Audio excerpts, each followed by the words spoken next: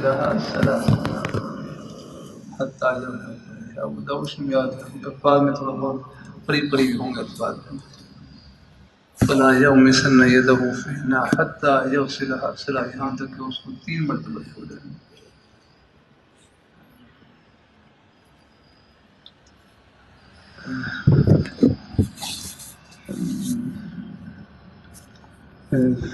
فإنه لا يدري أين باتت يده فإنه لا يدري أين باتت يده کیونکہ اس کو معلوم نہیں ہے کہ اس کے رات نے کہاں شباشی کی ہے, کہاں رات گزاری ہے, کہاں شباشی کی ہے.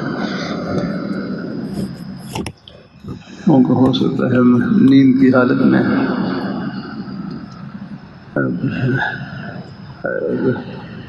خارش کر لی ہو, اس سے خون نکل آیا ہو, یا پہلے اظہار تہمن ہوتے تھے, تہمن باندھتے تھے,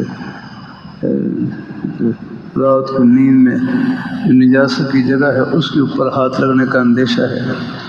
اگر یقین ہو تو پھر تو دھونا ضروری ہے, اگر صرف یعنی شبہ ہو, یقین نہ ہو جاتا پھر یہی ہے کہ دھونا ہے پہلے وہ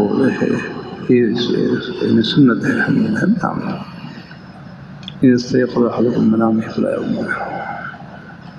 تو اس میں نجاست کا لگنے کا احتمال ہے. ڈھیرے سے اگر سمجھا کیا ہو تو پھر بھی کچھ نہ کچھ نجاست کا اثر رہتا ہے. پسینہ آئے تو اور پسینے میں نجاست کی جگہ پر ہے کوئی ہاتھ وغیرہ لگ گیا تو اس میں ناپاک ہونے کا اندیشہ ہے.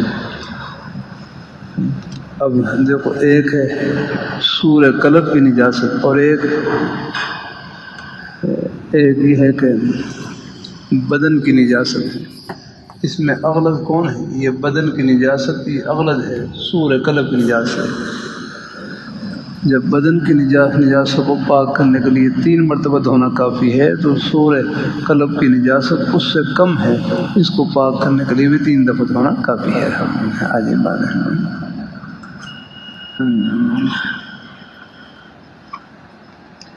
اور بھی تفصیلات ہیں, لیکن میں خلاصہ کر رہا ہوں تو تھوڑا سمجھ چلو. اللہ آگے چلیں پڑھ لیں.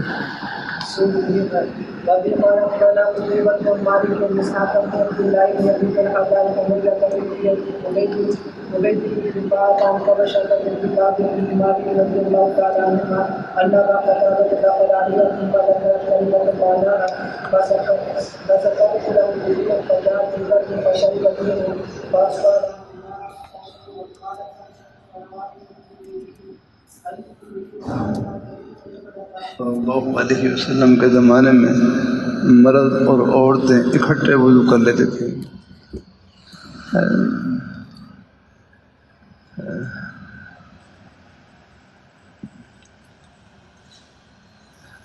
بظاہر تو یہ حدیث پردے کے حکم کے خلاف ہے.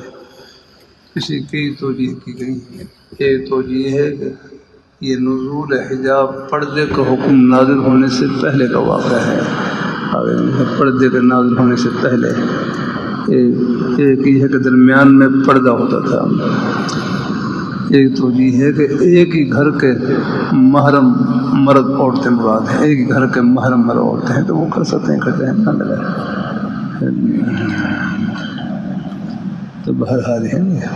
کان الرجال والنساء یتوضؤون فی زمان رسول اللہ صلی اللہ علیہ وسلم. کوئی بھی توجیہ آپ یاد رکھنا ہے, یا تو یہ نزول حجاب سے پہلے کا واقعہ ہے, یا ایک ہی گھر کے محرم مرد عورتیں مراد ہیں, یا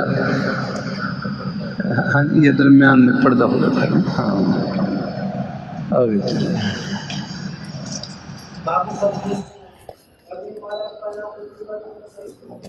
عصر کی نماز کا وقت ہو گیا, لوگ وضو کے لیے ہم فالتمس الناس الوضوء, لوگ پانی کو تلاش کر رہے ہیں. فلم یجدوا, ان کو پانی نہیں ملا. حضور صلی اللہ علیہ وسلم کی خدمت میں بوضوء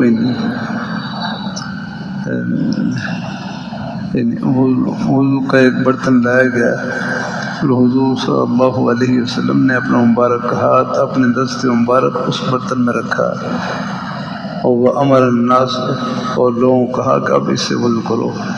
میں دیکھ رہا تھا کہ حضور صلی اللہ علیہ وسلم کی مبارک انگلیوں سے پانی کے چشمے بہہ رہے تھے حتیٰ توضؤوا من عندی، آخری یہاں تک کہ سب حضرات نے وضو کر لیا. کہ میں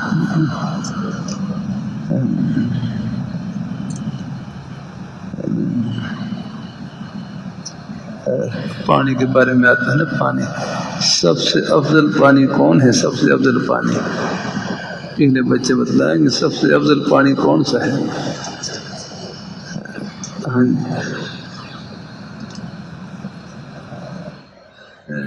سب سے افضل پانی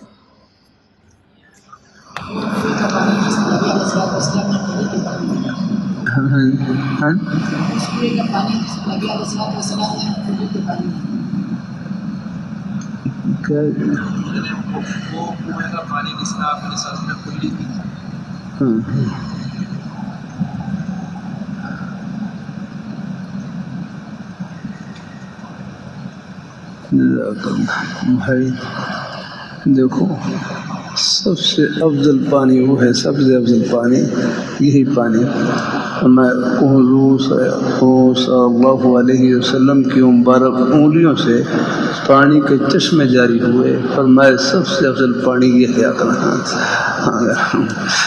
کیونکہ حضور کی ذات اور اس سے اس کا تعلق ہے. میں سب سے افضل پانی وہ ہے کہ حضور صلی اللہ علیہ وسلم کی مبارک انگلیوں سے پانی کے چشمے جاری ہوئے. فرمایا سب سے افضل پانی یہ ہے. دوسرے نمبر پر زمزم کا پانی ہے. زمزم کا پانی ہے.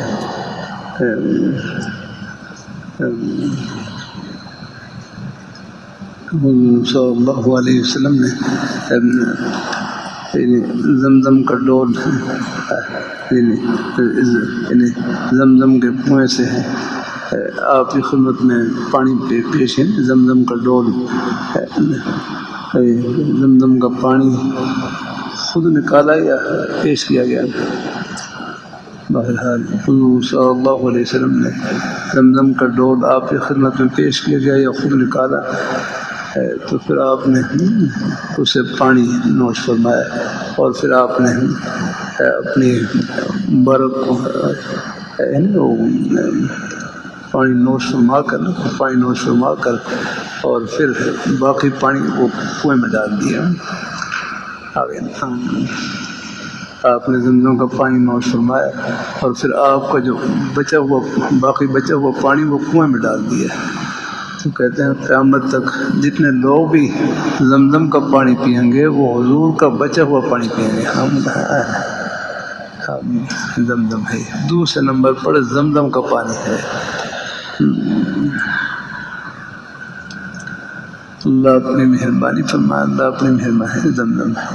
اور تیسرے نمبر پر حوض کوثر کا پانی ہے. وہ تیسرے نمبر پر ہے. آ گئے اللہ تعالیٰ.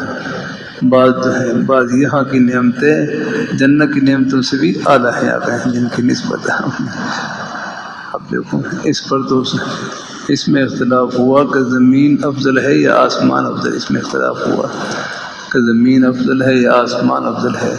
لیکن اس میں سب کا اتفاق ہے کہ حضور صلی اللہ علیہ وسلم کے وجود مسعود کے ساتھ زمین کا جو حصہ لگا ہوا ہے وہ خانہ کعبے سے افضل ہے.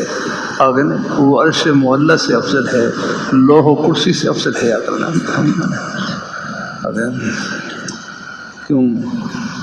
کیونکہ یہ حصہ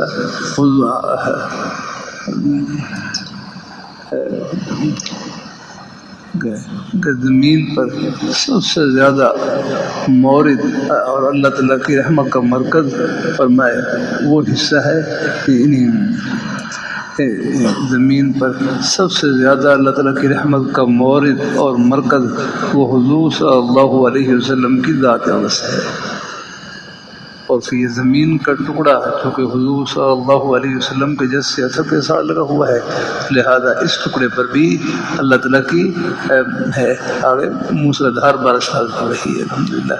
یہ ٹکڑا سب سے افضل ہے، اللہ عرش سے بھی افضل ہے، کیونکہ سب چیزیں مخلوق ہیں، اور مخلوق میں سب سے بلند ترین مقام آپ کی ذات اقدس کا ہے الحمدللہ۔ خانہ کعبہ مخلوق ہے، عرش معلی مخلوق ہے، لوح و کرسی سب مخلوق ہیں، اور مخلوق میں سب سے بلند ترین مقام آپ کی ذات اقدس کا ہے، صلی اللہ علیہ وسلم۔ بھائی کے بار ذہن میں آ گیا الحمدللہ۔ ہاں یہ ہے، تو بہرحال سب سے افضل پانی کون ہے کہ وہ ہم حضور صلی اللہ علیہ وسلم کی مبارک انگلیوں سے جو پانی کے چشمے جاری ہوئے ہیں، بخاری میں بھی آپ پڑھ لیں گے، اور مختلف جو میرے روایتیں ہیں آپ نے پڑھا ہوگا نا، تواتر القدر المشترک، علم حدیث کے مبادیات میں نے تواتر کی کتنی قسمیں ہیں؟ 4 قسمیں ہیں نا۔ کون کون سی؟ نمبر 1 تواتر الاسناد، نمبر 2 تواتر طبقہ، نمبر 3 تواتر تعامل و توارث، اور ایک ان میں ہے تواتر القدر المشترک، یاد ہے تواتر القدر المشترک۔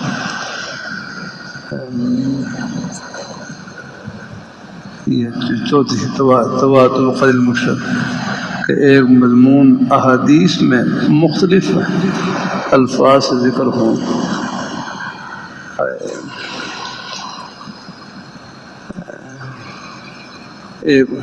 ایک مضمون مختلف احادیث میں مختلف الفاظ سے منقول ہو، مختلف الفاظ سے ذکر ہو، لیکن ان سب میں ایک چیز قدر مشترک ہو، ایک چیز قدر مشترک ہے۔ اب مثلا یہ تکثیر ماء کا موضوع، پانی کا بڑھ جانا ہے، پانی کا بڑھ جانا۔ اب یہ حدیث کی مختلف کتابوں میں انہیں مختلف احادیث میں مختلف الفاظ کے ساتھ منقول ہے یہ مضمون تکثیر ماء کا موضوع، لیکن ان میں سب ایک بات مشترک ہے کہ پانی بڑھ گیا، تکثیر ماء، پانی بڑھ گیا، یہ سب میں یہ بات پائی جا رہی ہے۔ چاہے الفاظ مختلف ہوں گے تھوڑے بہت، لیکن ایک چیز سب میں قدر مشترک ہے کہ تکثیر ماء کا پانی بڑھ گیا ہے، تکثیر ماء کا موضوع میں یہ سب سے ثابت ہو رہی بات ہے۔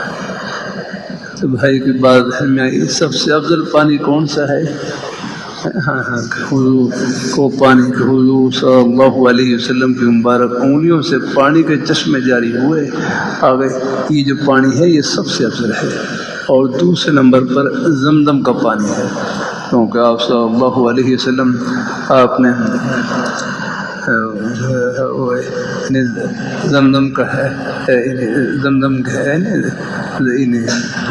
زمزم کے کنویں سے ہے پانی کا ڈول لیا اور پانی نوش فرمایا، اور بقیہ پانی ہے، باقی جو پانی ہے وہ کنویں میں ڈال دیا۔ تو قیامت تک جو بھی زمزم کا پانی پیے گا وہ حضور کا بچہ ہوا پیے گا جاتا ہے۔ اللہ تعالیٰ سب کو نصیب فرمائے۔ اور تیسرے نمبر پر حوض کوثر کا پانی ہے، اللہ وہ بھی اللہ پلائیں گا الحمدللہ۔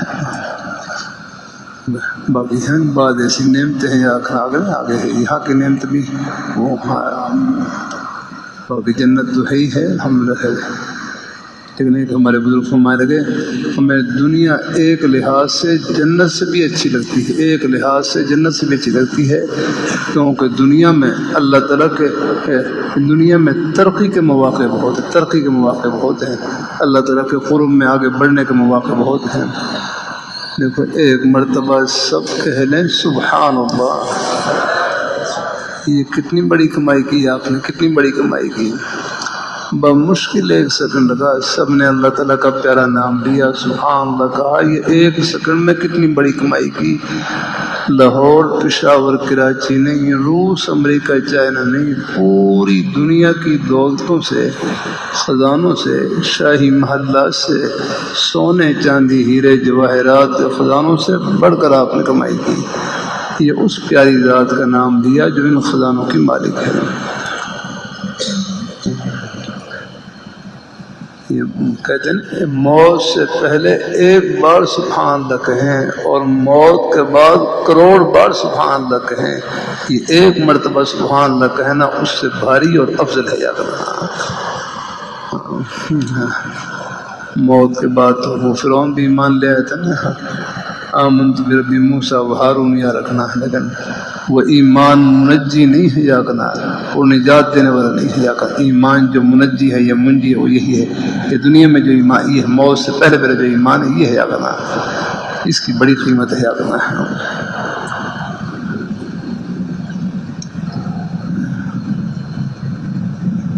تو بھائی بار ذہن میں آ گیا۔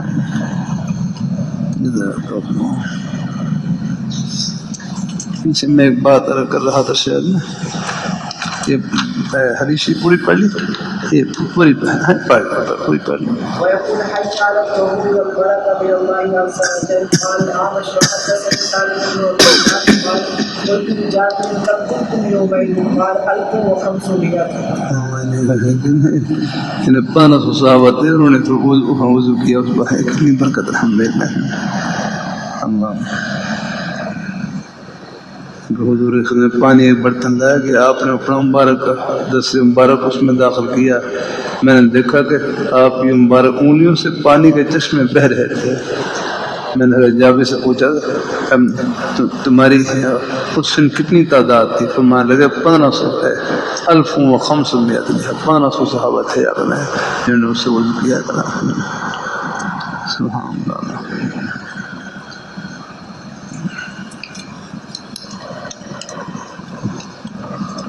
پیچھے آپ اس میں مر کر رہا تھا نا،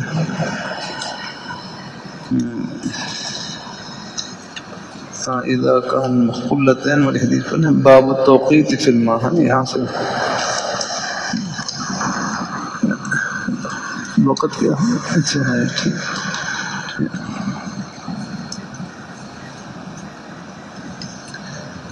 کل میں نے کیا تھا کہ امام مالک رحمۃ اللہ علیہ کیا فرماتے ہیں، امام مالک پانی کے مسئلے میں اختلاف ہے۔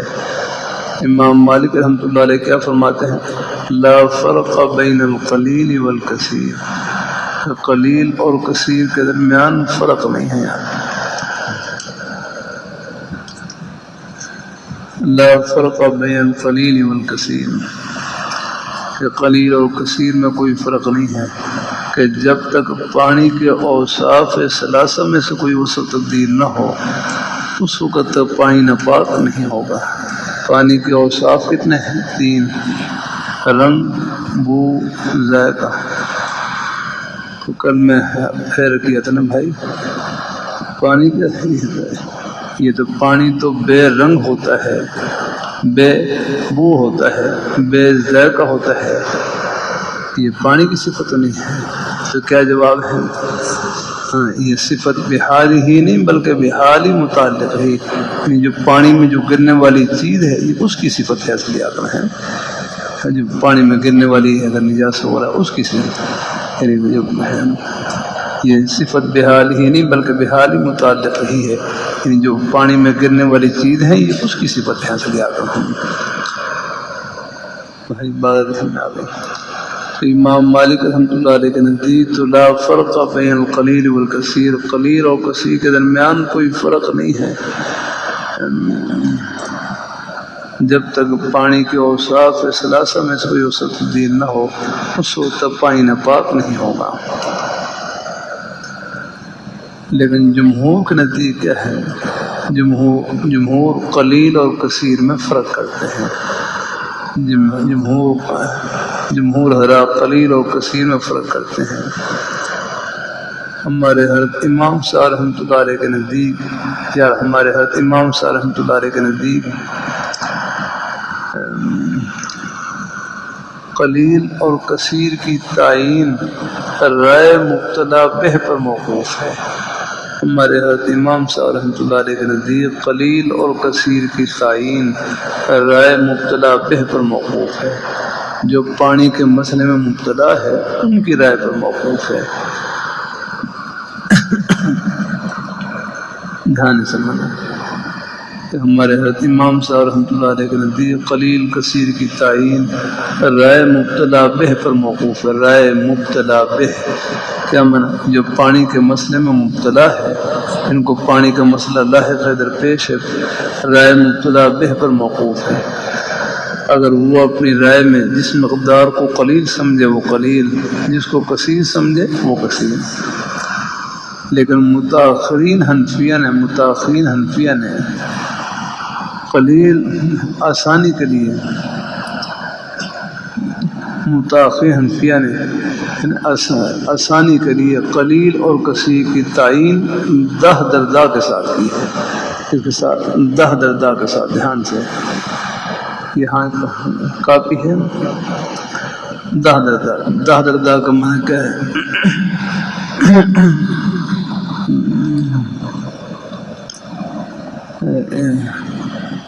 کہ اتنا بڑا حوض ہو کہ وہ چاروں طرف سے 10 گز ہو۔ یہاں گز سے مراد کون سا گز ہے؟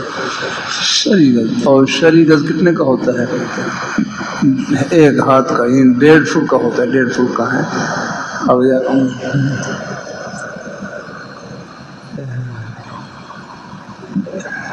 لیکن جنت میں ہر آدم علیہ السلام، ہمارا قد آدم علیہ السلام ان کے برابر ہی ہوگا تقریباً۔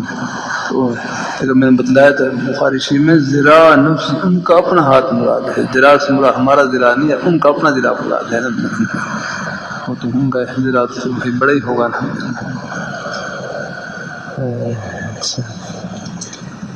تو لیکن متاخرین حنفیہ نے قلیل اور کثیر کی تعین 10 دردہ کے ساتھ کی ہے۔ یعنی حوض اتنا بڑا حوض ہو کہ چاروں طرف سے 10 گز ہو، چاروں طرف سے 10 گز یا کرنا ہو، اور گہرا اتنا ہو کہ چلو میں پانی لیں تو نیچے سے زمین نظر نہ آئے، چلو میں پانی لیں نیچے سے زمین نظر نہ آئے، رقم اتنا گہرا ہو رہا ہے۔ چلو میں اگر ہم پانی بھریں تو نیچے سے زمین نظر نہ آئے، نیچے بھی پانی نظر آئے رہا ہے۔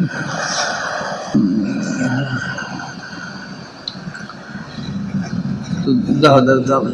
اب ذرا دھیان ہے، یہاں کاغذ قلم ہے کچھ 10 دردہ کا مطلب کیا ہے؟ چاروں طرف سے 10 گز ہو، چاروں طرف سے۔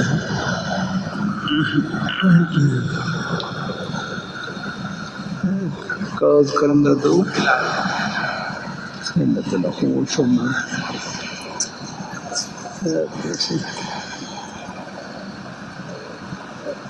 اپنی بھائی اپنے کسی کے نہیں لانی، کسی بغیر اجازت سے ٹھیک، اپنی ذاتی کوئی چیز ہو ٹھیک۔ آپ میں صرف دورے والے ساتھی میں سے کوئی لے کر آئے، اپنی بھی کافی ہو، وہ کسی کے نہیں لینی۔ ہاں اپنی چلو آ جاؤ۔ کون سا درجہ ہے آپ کو؟ اولا؟ چلو ٹھیک ہے، چلو دے لگ رہا ہے اس کو، پھر سے سنبھال کر رکھنا۔ دیکھتا ہوں، چلو ہے اپنی ذاتی اپنی۔ چلو وہ ساتھی دوسرے گئے مگر آ جائیں ٹھیک ہونا، پھر دورے والے ساتھی تھے۔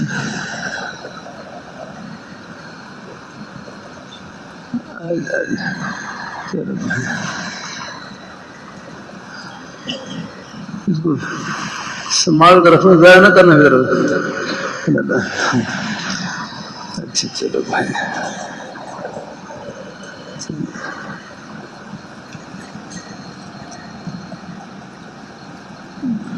چاروں طرف سے 10 گز ہوں۔ یہ دیکھو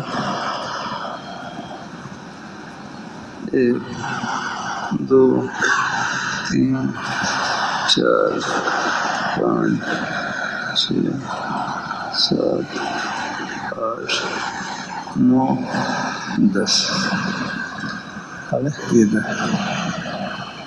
اور کوئی بڑا قلم ہے؟ یہ بہترین قلم ہے، یہ کن سے لیا ہے میں نے؟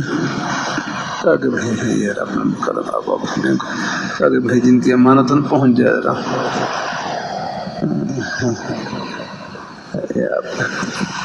تھوڑا سا موٹا لکھیں گے رنگین ہو کوئی ہے نہیں.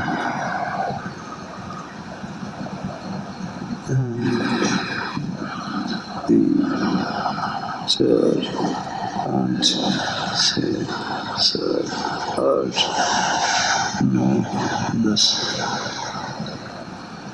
1 2 3 4 5 6 7 8 9 10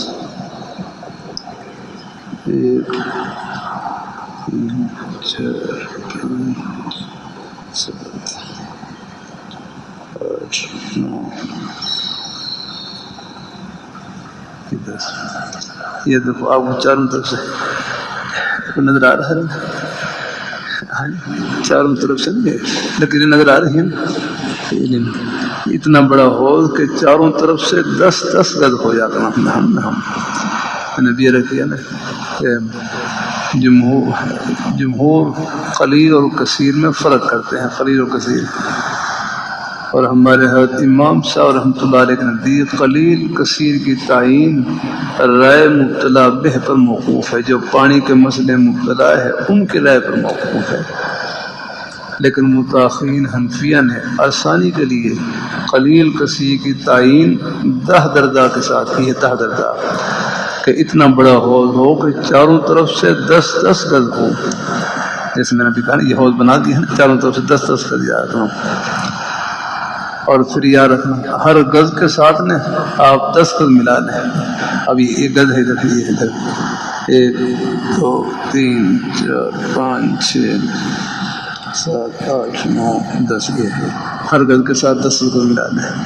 پھر آگے 10 گز ملا لیں. ہر گز کے ساتھ 10 گز ملا لیں تو اندر کا رقبہ کتنا ہو جائے گا؟ اندر کا رقبہ بدلاؤ بھائی، سکول پڑھ رکھا ہے نا، بدلاؤ نے. اندر کا رقبہ 100 مربع گز. 100 مربع گز ہو جائے. اندر کا رقبہ جو ہے 100 مربع گز ہے.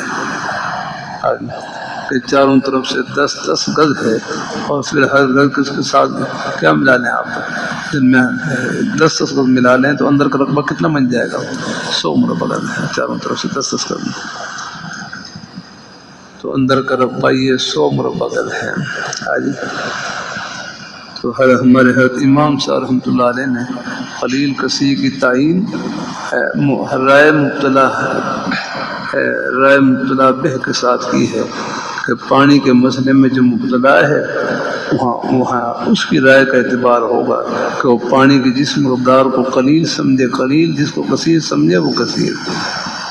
لیکن متأخرین حنفیہ نے قلیل اور کثیر کی تعین 10 درجہ کے ساتھ کی. آئی بھائی یہ 10 درجہ میں نے بتلا دی. یہ 10 یاد رکھنا بھائی. ہمارے ابتدائی استاد تھے انہوں نے ہمیں ایسے ہی بعد میں نہیں ان سے ہمارے جو نیک اساتذہ ابتدا میں پڑھانے والے بھی بڑی وہ ان کی باتیں نقش ہو جاتی ہیں الحمدللہ.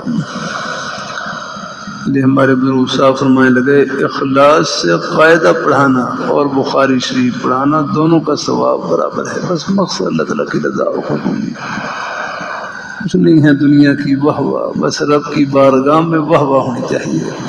ہاں یہ کر لیں. آ جائیں یہ چاروں طرف سے 10 پڑھ لیں گے. یہ میں رقبہ ہے 10 گز. اور پھر چاروں طرف سے اتنا بڑا حوض ہو، اتنا بڑا تالاب ہو کہ چاروں طرف سے 10 گز ہو. اور گز سے مراد کون سا گز ہے؟ شرعی گز. اور شرعی گز کیا ہے؟ 1 ہاتھ. اور گہرا اتنا ہو کہ چلو میں پانی لیں نیچے سے زمین نظر نہ آئے. جیسے یہ جامع شفیع کا حوض ہے نا، آپ دیکھ رہے ہیں جامع شفیع. میں طلباء کو پڑھا رہا، حسین پڑھا رہا اور یہ ان کو بتلا رہا. تو پھر طالب علم تو بس وہ تو میں نے جامع شفیع کی مثال دی تو وہ بیچارے وہ سیدھے جامع شفیع گئے.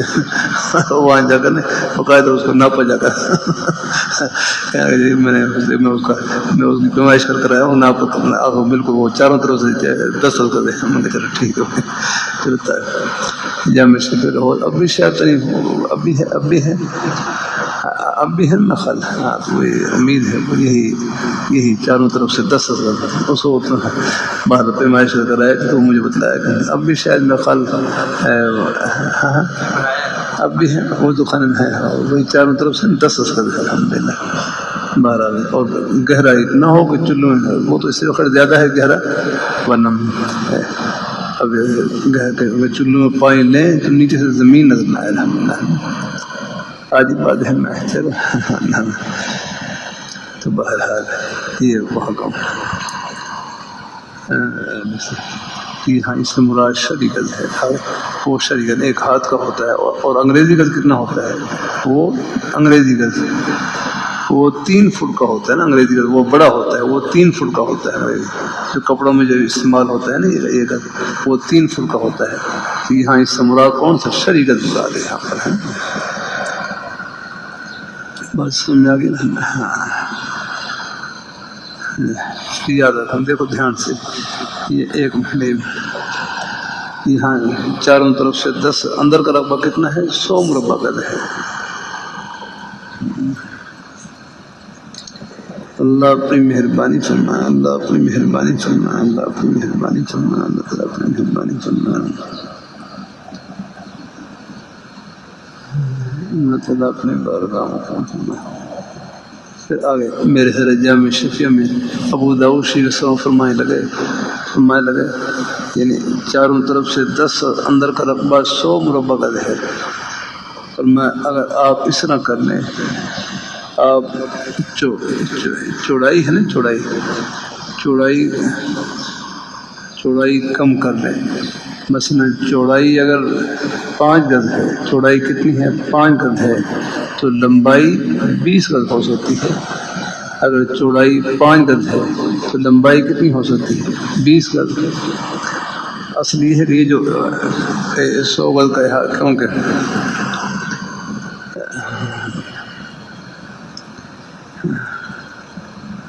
اللہ تعالیٰ اپنی اگر چوڑائی کتنی ہے 5 گز ہے تو لمبائی 20 گز ہو سکتی ہے. کیونکہ 20 5 کتنے ہو جائیں گے وہی 100 ہو جائیں گے. 20 5 100 وہی 100 مربع ہے. اگر آپ چوڑائی آپ کم کر لیں چوڑائی تو لمبائی کو زیادہ کر دیں اپنا. اسی طرح اگر چوڑائی 2.5 گز ہو تو لمبائی 40 گز ہو سکتی ہے. اس کا ڈبل ہو جائے گا. جیسے آپ دیکھ لیں رائمنڈ کے اندر آپ دیکھ لیں وہاں میرے خیال وہ نالی سنائی ہوتی ہے میرے خیال ہے ان میں تقریباً وہ دیکھا جائے تو میرے خیال وہ لمبی ہوتی ہیں. ہاں مستطیل ہوتی ہے. لمبائی تو خیر چوڑائی تو خیر وہ کمی وہ تو 2.5 فٹ 2.5 گز سے بھی کمی ہوتی ہے. لیکن لمبائی زیادہ ہوتی ہے. لمبائی ہے نا اور پانی چل رہا ہوتا ہے اس میں بھی آگنا اور پانی وہ تو مائی جاری ہے ویسے بھی ہے الحمد للہ. یہ بھائی بات ذہن میں آ گئی. اگر کوئی حوض ہے کوئی اگر آپ بنائیں تو اس کو یوں بنا سکتے ہیں. اگر چوڑائی اگر آپ 5 گز کر لیں تو لمبائی اس کی آپ بڑھا لیں. لمبائی کتنی ہوگی لمبائی 20 گز. اگر چوڑائی 5 گز ہو تو لمبائی 20 گز کر سکتے ہیں. اور اگر چوڑائی 2.5 گز ہو 2.5 تو پھر لمبائی 40 گز کر سکتے. لمبائی اگر کوئی حوض آپ نے بنانا ویسے ہے وہاں تو خیر جو پانی ہے وہ جاری ہوتا ہے. وہ تو ویسے چل رہا ہوتا ہے ویسے. تو بھائی کی بات ذہن میں آ گئی. ہاں اچھے ذہن میں آ گئی بات ہے یہ. چلو باتیں ہیں بار بار سننے سے تازہ ہو جاتی ہیں الحمد للہ سے. اللہ اپنی مہربانی فرمایا ہے. باپ خدا وہ خدا سے مجھے ایک عرصہ ہو گیا کہ تھوڑا بہت تکرار کرتے ہوئے کوشش کرتا ہوں جو درمیان کا جو خلاصہ جو مکھن ہے وہ آگے خدمت پیش کر دوں الحمد للہ. تو بھائی کی بات ذہن میں آ گئی نا یہ ہے. تو ہمارے ہاتھ امام صاحب کے نزدیک رائے مبتلا بہ پر موقوف ہیں. باقی امام شافعی رحمۃ اللہ علیہ کیا کرتے ہیں وہ پھر ہم انشاءاللہ پھر آگے انشاءاللہ پڑھیں گے. چلو انشاءاللہ تھوڑا کچھ آگے سے بھی کچھ پیچھے سے بھی تھوڑا ہم کریں. ہاں تواتر الاسناد ہے.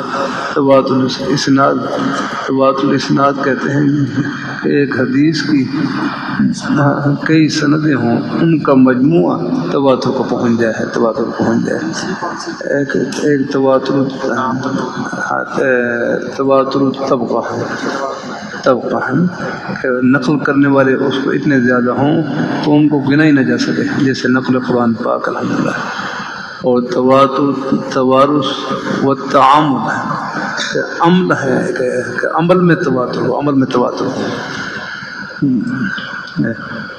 کہ مسلسل عمل چلا رہا ہے.